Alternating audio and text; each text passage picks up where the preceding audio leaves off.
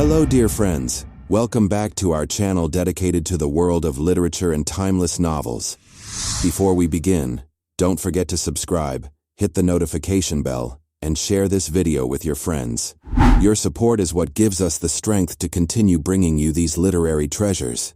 Today we dive into a short novel, but one that carries within it a heartbreaking human tragedy. Of Mice and Men, by the great American writer John Steinbeck.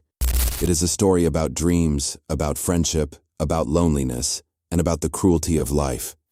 A novel barely 200 pages long, yet it contains the weight of an eternal tragedy that continues to be studied and discussed to this day. The Road. The story begins on a dusty country road in rural California. The sun is setting, painting the sky in shades of red. Two men walk along the path, their footsteps heavy with hunger and fatigue. The first is George Milton. Small, sharp-eyed, practical, a man hardened by life. The second is Lennie Small, huge, immensely strong, but with the mind and innocence of a child. After a long silence, Lennie breaks it with his familiar plea. "George, tell me about the farm. Tell me how I'll take care of the rabbits." George sighs, then recites the dream they both cling to. "We'll have a little house, a patch of land, some chickens, and you, Lennie, you'll tend the rabbits." Lennie smiles with pure joy, as if these words are not a dream but a reality he can already see. Yet from the start, we sense the fragility of this dream, like glass in a world of stone. Friendship in a harsh world. George is not just a travel companion to Lennie. He is his protector, his brother in spirit, the voice of reason that shields him from disaster. But this bond also weighs heavily. George often feels trapped by Lennie's needs, by the endless trouble his innocence brings. And yet, beneath the frustration, lies a deep love. George cannot abandon him, because Lennie gives his life purpose. Rival at the ranch. The two men find work on a large ranch. There they meet other lonely souls. Candy, an old worker who lost his hand in an accident, left with nothing but an aging dog. When he hears of George and Lennie's dream, his eyes light up. He longs to join them, to finally belong somewhere. Curly, the boss's son, small and arrogant, always spoiling for a fight, especially with bigger men. Curly's wife, young and beautiful, trapped in a loveless marriage, desperate for someone to listen to her. Crooks, the black stable hand, isolated in his little room, excluded by racism. Through these characters, Steinbeck paints a painful picture.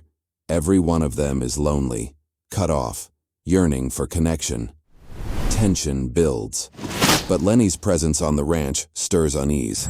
His great strength and childlike ways make him a target of fear and suspicion. One day, Curly finally picks a fight with him, raining punches on Lennie's face. Lennie looks at George in panic, asking silently, "What should I do?" "Get him, Lennie," George shouts. And in an instant, Lennie grabs Curly's hand and crushes it like a twig. Everyone is shocked by the raw, uncontrollable power hidden in this gentle giant. The tragedy. One quiet afternoon, Lennie is in the barn playing with a puppy, but he doesn't know his own strength, and in his fumbling, he accidentally kills it. Distraught, Lennie is still grieving when Curly's wife enters. Lonely and aching for attention, she begins to talk about her lost dreams, her empty life. Lennie listens, smiling shyly. When she mentions the softness of her hair, he asks to touch it. At first it's gentle, but when she cries out, he panics. The more she struggles, the harder he holds, until in a single terrible moment, he breaks her neck. Silence. Her body lies still on the ground. Lennie, horrified and childlike, flees to the secret spot where George told him to hide if trouble ever came. The ending. The ultimate sacrifice. When the others discover the body, rage erupts. Curly demands vengeance and the men arm themselves for the hunt. George knows what this means. Lennie will not survive. If caught, he will face cruelty and torture.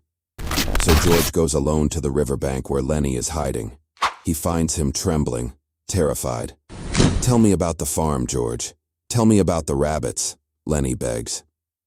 George's voice trembles as he paints the dream one last time. The little house, the green fields, The rabbits Lennie will care for. Lennie smiles, lost in the vision. And in that moment, George raises the gun, his heart breaking, and pulls the trigger. A single shot ends Lennie's life. Quick, merciful, saving him from a far worse fate. The message. The novel closes here, leaving us shattered. The message. Was George's act mercy or betrayal? Could there have been another way?